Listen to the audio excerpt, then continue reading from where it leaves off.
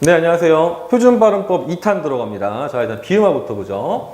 자, 비음화는 원래 자음동화의 한 항목인데, 사실 자음동화가 되게 복잡한 항목이죠. 왜냐면 자음동화의 이 기준이 세 가지가 있거든요. 뭐 동화의 방향도 있고, 그 다음에 뭐 동화의 정도도 있고, 동화의 그 조건도 있는데, 어문 규정에서는 동화의 조건에 해당하는 비음화, 유음화 이 두 가지를 지금 먼저 다루고 있습니다. 일단 비음화 규칙은요, 총 세 가지가 있죠. 일단은 음절 끝에 기역, 디귿, 비읍, 이 평파열음이 올 때 그 뒤에 붙는 말의 초성이 니은, 미음이면 기역, 디귿, 비읍이 각각 이응, 니은, 미음으로 바뀌는 현상이죠. 이거 물론 의문학적으로 굉장히 명쾌한 원리가 있는데 이거를 지금 설명하려는 것이 이 강의의 목적은 아니기 때문에 이게 궁금한 사람은 앞에 가서 의문의 변동의 이 자음동화를 공부하고 오시면 됩니다. 지금 간략하게만 정리할 거예요. 그 다음에 뭐 예를 들면 이런 거죠. 이 받침 기역이 니은 만나서 이응되고 요 받침 기역이 뒤 미음 만나서 이응되고 이런 거죠. 뭐 뒤에는 그냥 간단하게 빨리 넘어가겠습니다. 그 다음에 두 번째 조건은 받침으로 나오는 미음, 이응 뒤에 초성 리을이 나오면은 초성 리을이 니은으로 바뀌는 거예요. 예를 들면 담력이라고 했을 때 받침 미음 뒤에 리을이 니은으로 바뀌어서 담력 이렇게 되죠. 강릉에 여기 받침 이응 뒤에 리을이 이렇게 니은으로 바뀌는 케이스가 비음화의 두 번째 조건이었고요. 세 번째, 받침이 나오는 기역, 디귿, 비읍 뒤에 리을이 나왔을 때 일단은 이 리을이 먼저 니은으로 바뀌고요. 그 다음에 이 니은의 영향으로 기역, 디귿, 비읍이 이응, 니은, 미음으로 바뀌는 거. 뭐 예를 들면 막론 이런 게 있었죠. 맨 처음에 이 리을이 니은으로 바뀌고 그 뒤에 기역이 이응으로 바뀌는. 그 다음에 면리는 일단 미안합니다. 리을이 니은으로 바뀌고 그 다음에 치읓은 당연히 일단 음끝규 때문에 디귿으로 바뀌겠죠. 그리고 나서 니은으로 바뀌는 비음화가 생긴 거고요. 마지막에 협력은 이 리을이 먼저 니은으로 바뀐 다음에 앞말의 비읍이 미음으로 바뀌는 현상이었습니다. 자, 그러면 규칙은 어떻게 보고 있는지 볼게요. 자, 표준발음법 18항에서요. 이렇게 설명하고 있죠. 기역, 그 다음에 디귿, 그 다음에 비읍 요 세 가지. 물론 이거는 대표음으로 발음되는 거를 포함하는 거기 때문에 실제로 표기상 나올 수 있는 사례는 굉장히 많아요. 자, 근데 어쨌든 니은, 미음 앞에서 이응, 니은, 미음. 참고로 이응으로 바뀌는 게 기역이고 니은으로 바뀌는 게 디귿이고 미음으로 바뀌는 게 비읍 이렇게 되겠죠. 여기 있는 사례들은 선생님이 따로 분석하지는 않겠습니다. 그 다음에 자, 붙임의 항목이 있는데요.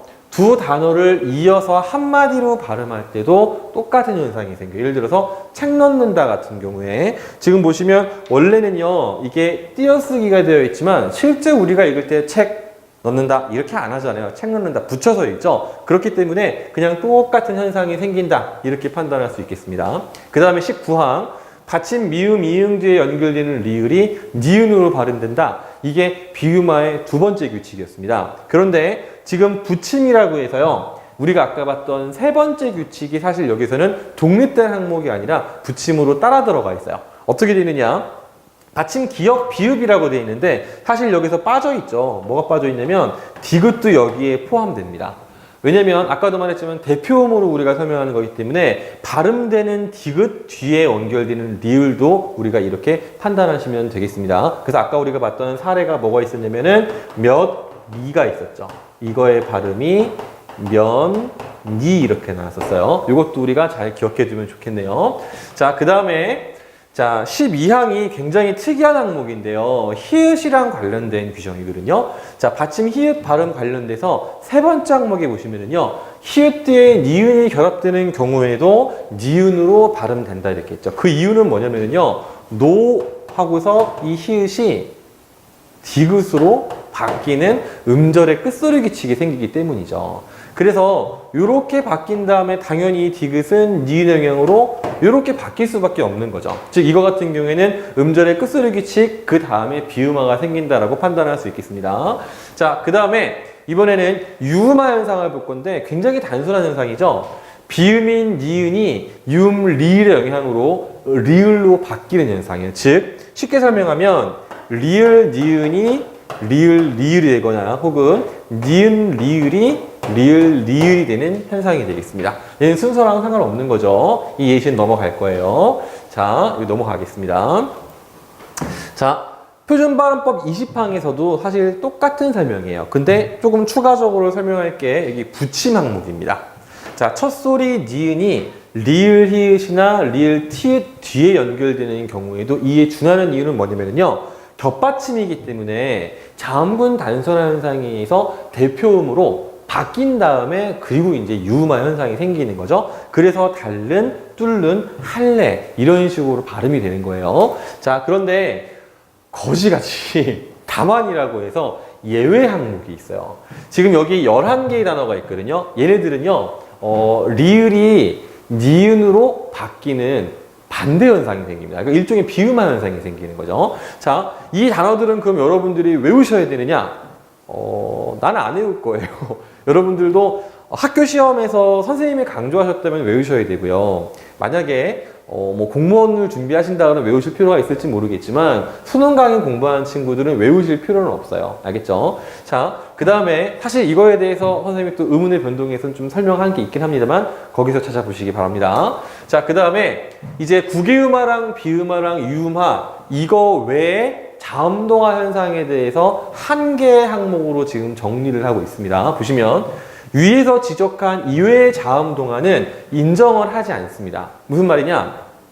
감기를 우리가 감기라고 읽을 때가 있어요. 그 이유가 뭐냐면요. 자, 보세요.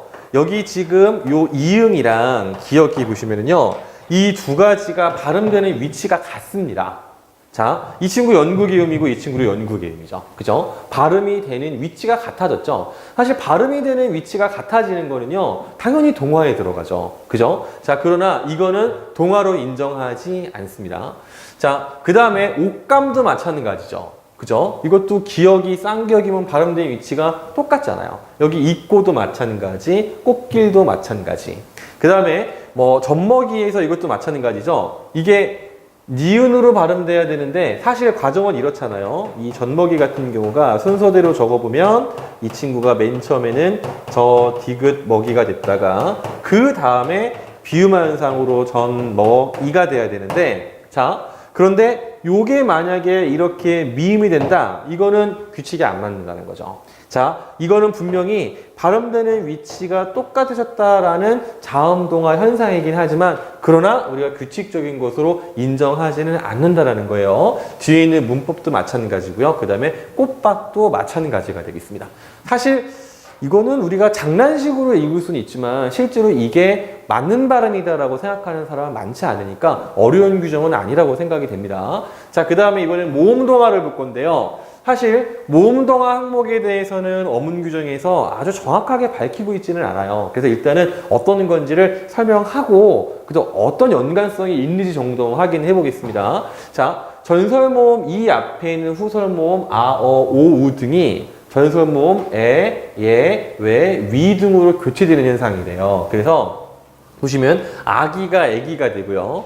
고기가 괴기가 되고, 순서가 바뀌었네요. 어미가 애미가 되고, 고기가 괴기가 되고, 죽이네가 쥐기네가 되죠. 자, 이거의 이유를 생각을 해보면요. 이 모음 체계표를 이해를 하고 계셔야 되는데, 아기 애기 같은 경우에는요, 아가 이렇게 앞으로 이동했죠.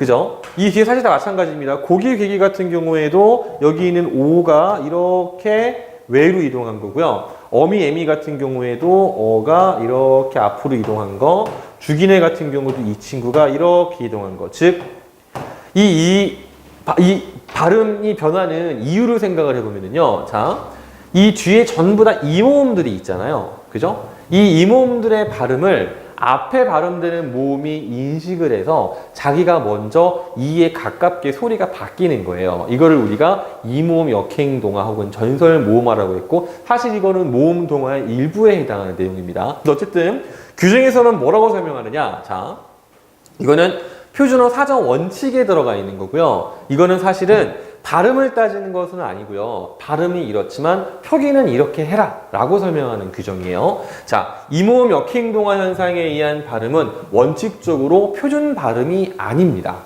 실제로 이거는 표준어로 사용하면 안 돼요. 그런데 다만 다음 단어들은 표준어로 삼는다. 거지 같죠? 항상 가만히 우리 발목을 잡고 있습니다. 무슨 말이냐면요. 자, 여기 비고랑 연결해서 보면은요. 자, 옛날에는 서울나기, 시골나기, 신출나기, 풋나기였는데 이 발음이 전설모마 현상이 너무 일반적으로 퍼져서 아무도 서울나기를 서울나기라고 하지 않아요. 서울내기라고 하죠. 시골내기, 신출내기, 풋내기 마찬가지죠. 그렇기 때문에 이거는 내기 형태를 인정해버린 거예요. 그냥. 그 다음에 냄비도 마찬가지예요. 그 다음에 동댕이도 마찬가지로 보시면 되겠습니다. 그럼 이거는 여러분들이 외우셔야 되느냐? 굳이 외우실 필요는 없겠습니다.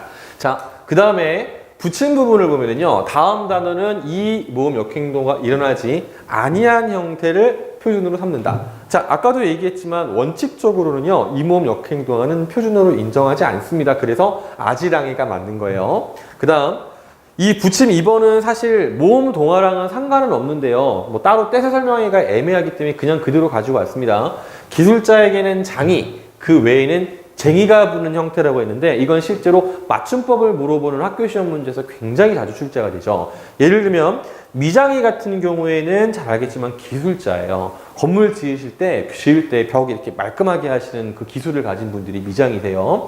유기장이 마찬가지죠. 다 기술자들인데 뒤에 멋쟁이, 소금쟁이 이런 것들은 전부 다 기술자랑은 상관이 없는 말이기 때문에 우리가 쟁이다라고 붙이는 것이 맞는 표현이 되겠습니다. 이거는 상식적으로 알아두시면 좋아요. 자, 그 다음에 22항에서 표준발음법 22항에서는 뭐라고 설명하느냐? 다음과 같은 용언의 어미는 어로 발음함을 원칙적으로 하되 여로 발음하는 것을 허용한다라고 했죠. 무슨 말이냐?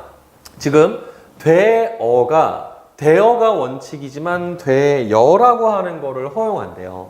한편 피어가 원래 발음이지만 피여라고 발음하는 것을 허용한대요. 자, 이거를 동화로 우리가 판단할 때는 근거가 바로 뭐냐면요. 이 여가요. 사실은 이런 모양이잖아요. 이 플러스 어잖아요. 그죠? 그래서 이 앞에 있는 이 뒤에 나오면서 어가 이를 따라가면서 여가 되었다는 설명이거든요. 다시 피어나 대어 같은 경우도 이 되는 사실은 원래는 5 플러스 2니까 원래는 이 모음인 거죠. 그래서 뒤에 있는 어가 이 소리를 따라가다 보니까 이게 이렇게 되었다. 정확히는 반모음이죠. 이런 설명이 동화인데, 그런데 실제로 이게 모의고사 같은 데 나올 때 보면은요, 이거를 모음 동화의 범주로 보기도 하지만 사실은 이 반모음 첨가의 범주로 설명하기도 해요. 이것도 문법적으로 약간 설명이 애매한 부분이 있습니다. 이 밑에도 마찬가지예요. 그래서 여러분들 이거는요, 동화로 설명할 때는 동화로 이해하셔야 되고요. 그 다음에 이거를 첨가로 설명할 때는 첨가로 이해하셔야 돼요. 실제로 그 두 가지가 전부 다 시험에 나오고 있습니다. 자, 그 다음에 어쨌든 간에 중요한 건 뭐냐면 이거는요, 발음은 어찌 되었던 간에 표기는 이 모음 동화의 형태를 인정하지 않는다라고 생각하시면 되겠습니다. 자, 그 다음에 이제 모음 조화에 대한 항목들이에요. 모음 조화는 양성은 양성끼리, 음성은 음성끼리 모으는 거잖아요. 그래서 예를 보면 양성모음은 아오가 있습니다. 음성모음은 이가 있어요. 참고로 중세국어 문법에서는요, 이 이라는 친구는 중성모음이었지만 현대국어에서는 이 친구는 음성모음이에요. 그래서 양성은 양성끼리, 음성은 음성모음끼리 모이기 때문에 예를 들면 퐁당퐁당, 풍덩풍덩, 양성양성, 음성음성이죠. 그 다음에 반짝반짝, 번쩍번쩍도 양성양성, 음성이에요. 그 다음에 용언의 어미가 결합할 때도 자바 같은 경우는 양성양성, 저번은 음성음성, 그 다음에 마가 먹어도 양성양성, 음성음성 이렇게 되겠죠. 근데 주의할 점은 현대국어에서는 모음 조화를 잘 안 지킵니다. 중세국어에서는 칼같이 지키는데 점차 이게 좀 약간 흐릿해지는 경향들이 있어요. 그럼 이제 예를 들면 이제 이런 것들이 이제 모음 조화 깨진 건데 이 뒤에 또 예시가 나옵니다. 그럼 이제 어문교 중에서는 어떻게 설명하느냐? 이렇게 설명합니다. 어건의 끄듬절 모음이 아오일 때, 자, 이 아오라는 게 아까 설명한 거에 따르면 양성모음이라는 거죠. 그때는 어미의 형태를요, 아라고 적어요. 그 다음에 그 밖의 모음이라는 것이 사실 대표적인 것이 아까 봤던 이런 것들 있죠. 그럴 때는 우리가 이거를 우리가 음성 이렇게 적는다는 거죠. 자, 이 예시는 굳이 따로 보지는 않겠습니다. 그 다음에 자, 어로 적는 경우에서 여러분들이 조금 이거 왜 그렇지라고 생각할 부분이 있는데 여기 지금 이 부분 있잖아요. 자, 애는요 뒤에 아랑 그 다음에 어 중에서 뭘 선택하게 되느냐? 어를 선택을 하게 됩니다. 이 애라는 것이 중세시대 관점에서 보면 양성이지만요. 현대국어적인 관점에서는 음성에 가깝기 때문에, 왜냐면 이가 바로 뭐냐 음성 모음이죠. 그래서 이렇게 표시한다라고 생각하시면 될 것 같습니다. 이 뒤엔 따로 설명하지 않겠어요. 자, 그 다음에 자, 표준어 사정 원칙 8항에 보면 뭐라고 설명하느냐. 양성 모음이 음성 모음으로 바뀌어서 굳어진 것. 즉 원래는 모음 조화를 지켜야 되는데 파기된 것 중에서 사람들이 그냥 그거를 널리 사용할 경우에 이런 뜻이죠. 그런 경우에는 이 모음 조화가 파괴된 것을 우리는 그냥 표준어로 삼는다는 뜻이 되겠습니다. 예를 들어서 이 깡충깡충은 원래는 깡총깡총이어야 돼요. 양성양성이어야 되는데 모음 조화 파괴된 케이스죠. 그 다음에 동의 같은 경우에도 우리가 지금 둥이라고 하고 있고요. 발가송이도 발가숭이.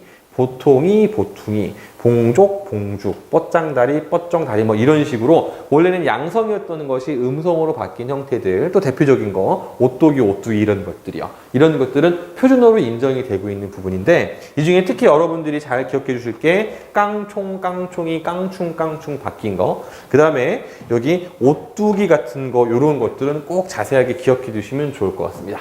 자, 그 다음에요. 자, 다만 어원의식이 강하게 작용하는 그런 단어들은 양성모음 형태를 그대로 표준합니다. 즉, 사람들이 부주라고 잘못 쓰고 사돈이라고 잘못 쓰고 삼촌이라고 잘못 쓰지만 이거는 원래 양성 형태를 지켜라 이거예요.